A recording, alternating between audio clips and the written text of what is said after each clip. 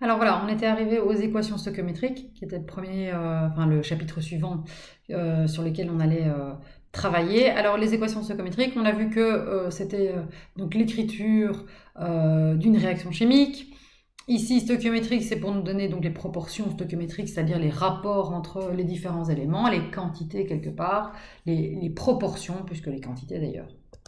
Alors, comment est-ce qu'on va procéder? Premièrement, petit rappel sur la conservation de la matière au sein d'une réaction. Donc on a vu qu'une réaction, c'était bien différents éléments qui allaient se réorganiser, donc on allait avoir différentes molécules, qui allaient se réorganiser pour former de nouvelles molécules. Cette réorganisation, c'est une réorganisation entre les différents atomes. Donc on a vu qu'une molécule, elle est composée de plusieurs atomes, et donc on va avoir on a vu les liaisons d'ailleurs, moléculaires, on va avoir des liaisons qui vont se briser, et des nouvelles liaisons qui vont se former pour former de nouvelles molécules. C'est ça la réaction chimique. Dans l'autre cas, on a vu des réactions physiques qui étaient les changements d'état. Et donc ici, effectivement, dans les changements d'état, on n'a pas de réorganisation. Le H2O reste du H2O, solide, liquide ou vapeur, mais ça reste du H2O. À partir du moment où il y a une réaction chimique, c'est qu'il y a une réorganisation des atomes.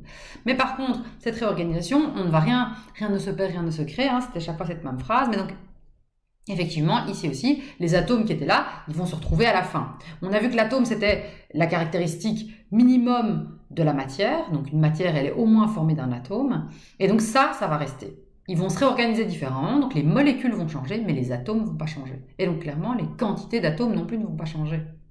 Les quantités de molécules peuvent changer. Si on a plein de petites molécules qui fusionnent lors d'une réaction et qui donnent une grosse molécule, eh bien là, on avait 3 moles, puisqu'on n'a jamais 3 molécules, on a chaque fois 3 moles de molécules. Et sachant qu'une mole, c'était quoi? 6 10 exposant 23 particules. Donc une mole d'un atome, c'est 6 10 exposant 23 atomes.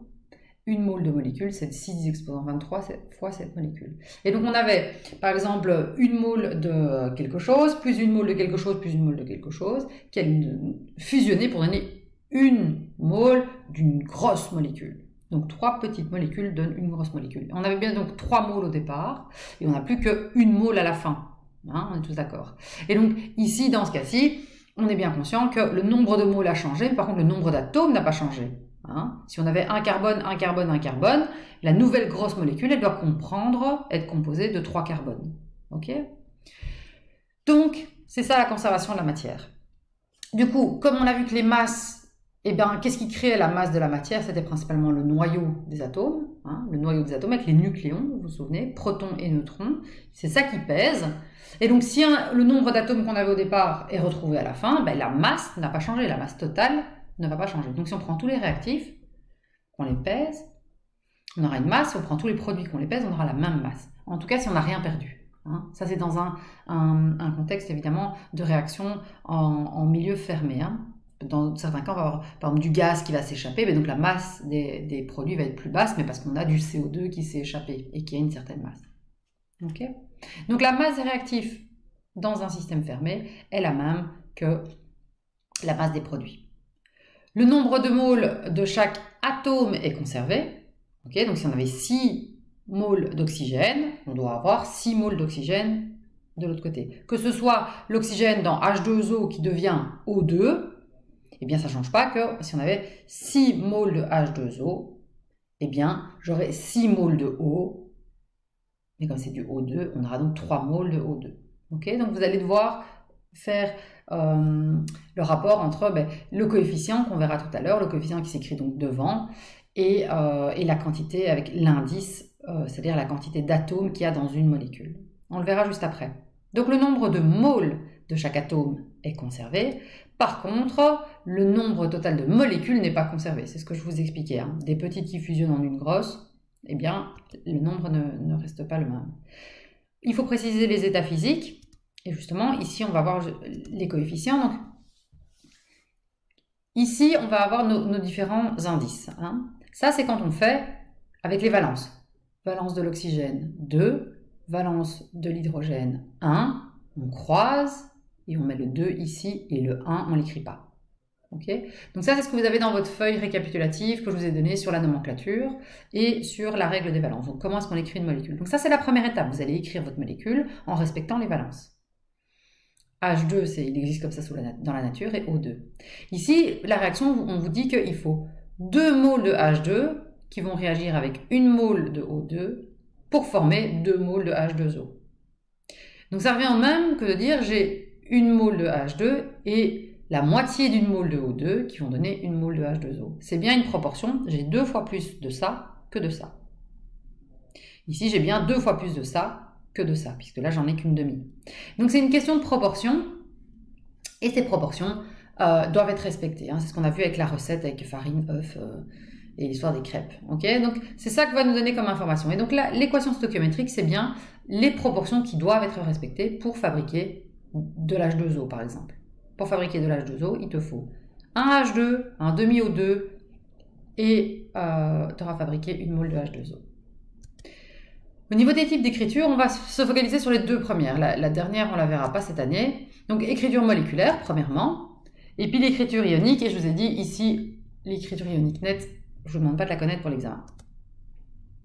Première chose, on va avoir l'écriture moléculaire. L'écriture moléculaire, on écrit nos molécules, mais ce n'est pas toujours évident du coup de trouver quels vont être les produits. Donc, on a ici nos réactifs, mais on doit deviner quels sont les produits qui vont être fabriqués.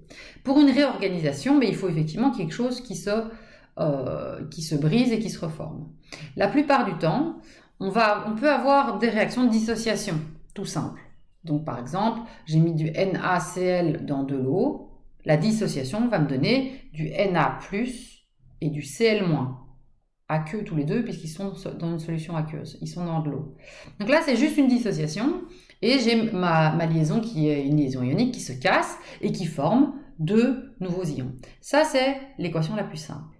La plupart du temps, on va mettre 2 produits, et pas seulement du sel dans de l'eau, mais on va faire réagir 2 solutions qui comprennent chacune des molécules chimiques. Cette réorganisation, vous allez voir que dans la plupart des cas de ceux qu'on va voir cette année, eh bien tout simplement, il faut réussir à casser cette molécule au bon endroit, casser cette molécule au bon endroit et réassortir les ions que vous avez formés. Ici, vous allez voir directement, par exemple, si on avait écrit l'équation ionique de CaOH et de HBr. D'ailleurs, le nom de CaOH, nomenclature, hydroxyde de calcium. HBr, un acide binaire, bromure d'hydrogène. Ok ? Et ça va nous donner du bromure de calcium et de l'eau. L'écriture ionique, c'est-à-dire que si on veut casser cette liaison, les hydroxydes, ils se cassent toujours, on casse jamais un groupement, ça je vous l'ai dit en classe, on ne va jamais couper un groupement en deux. Hein. Donc ici, OH c'est un groupement, donc je casse avant le groupement. Okay, et donc qu'est-ce qui va se passer? Je vais avoir du Ca et du OH.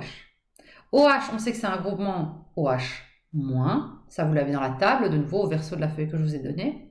Et Ca, on sait que ça devient du Ca2+. Pourquoi du Ca2+? Ben, tout simplement parce que je suis ici dans ma deuxième colonne, valence 2, et que donc on avait vu que tous les éléments de la deuxième colonne vont perdre leurs 2 électrons.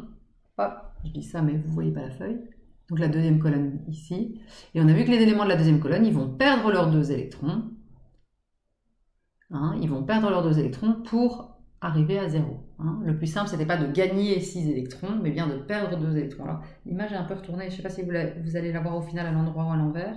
Mais, donc, comprenez bien, au niveau du tableau, hein, si vous le regardez, vous êtes bien à gauche du tableau, dans les métaux. Ça va? Et donc, ici, on va avoir donc perte de 2 électrons, et ça va me donner du coup du Ca2+. Ca2+, et OH-. Même chose ici, le H il va devenir H+, et Br-. J'en ai 2 des HBr, j'ai 2 moles de HBr, donc si on n'avait qu'une seule molécule, j'ai une molécule de CaOH2, donc ça va me donner, ça va se dissocier en un ion Ca2+, et en 2 OH, puisque le 2 me dit que j'en ai 2 de groupements OH, et ici, j'ai du H et du Br, mais j'ai tout pris 2 fois, puisque j'ai 2 molécules, ou 2 moles, qui vont réagir. Ici, du coup, ce qui nous permet de comprendre cette formation d'ions, ben, c'est pouvoir prédire la réorganisation. Et ça, c'est évidemment tout ce qui va se passer en milieu aqueux. Mais vous allez voir que très souvent, en fait, on va travailler en solution. Et donc, on va avoir une réorganisation. Alors justement, c'est pas ça. Je vous demande pas de connaître la suite. Ce que je veux ici, c'est pas spécialement cette écriture-ci, mais c'est de comprendre que du coup, ce que je vais former, c'est du CaBr2 et de l'H2O. Pourquoi? Parce que je vais pas raccrocher Ca et OH. C'était déjà comme ça. Sinon, en tournant, on n'a rien changé. Par contre, mon Ca2+, il est chargé positivement, donc il va essayer de se lier avec l'élément négatif de l'autre côté. Hein? Ça va être mon produit qui va être formé. C'est une nouvelle liaison qui se forme. Et donc cette fois-ci, mon Ca2+, il va se lier avec mon Br-. J'en ai deux. Hein? Bah, ça tombe bien puisque Ca valence 2, Br, regardez dans votre tableau de Mendeleïev, Br valence, il est ici, Br, ok, et donc valence 1. Hein, il est 7e sur la colonne, il a 7 électrons sur la dernière couche, et donc il est bien valence 1. Donc ici, valence 1 et la valence 2, on croise, et ça nous donne bien du CaBr2. Donc ça tombe bien, on avait 2 Br de ce côté-ci, et donc on a du CaBr2. Et ensuite, on a le H et le OH- qui vont donner de l'H2O.